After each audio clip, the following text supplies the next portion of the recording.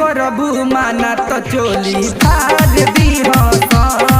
साली जीजा के करबू माना तो चोली फाड़ दी हो अशोक के होली में गरमी कुल झाड़ दी हो अशोक के होली में गरमी कुल झाड़ दी हो साली जीजा के करबू माना साली जीजा के करबू माना तो चोली फाड़ दी हो साली जीजा के करबू माना तो चोली फाड़ दी हो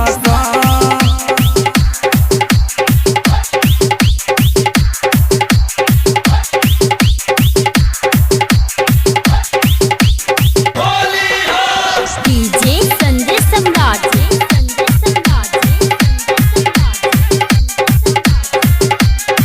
सरवन मोबाइल शॉप घुर्मी बाजार नेपाल। होली खेले आइल बानी हम ससुरारी तू डालो हम डाली संगे पार पारी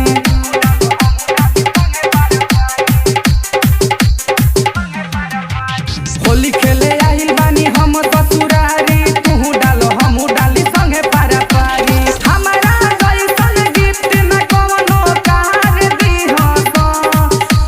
हमारा जैसन गिफ्ट न कोनो कार दी हो साली जीजा के करबू माना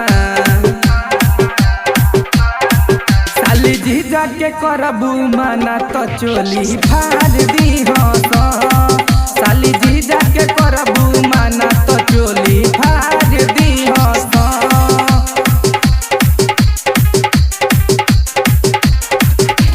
डीजे संजय सम्राट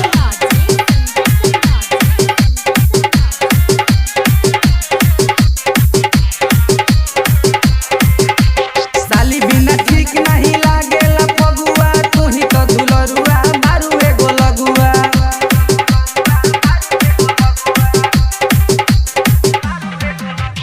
साली बिना ठीक नहीं लागेला पगुआ तू ही तो दुलरुआ मारू एगो लगुआ नीतीश निराला सदाम कोनो ना प्यार दी हो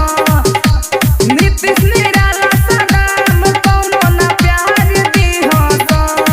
साली जीजा के करबू माना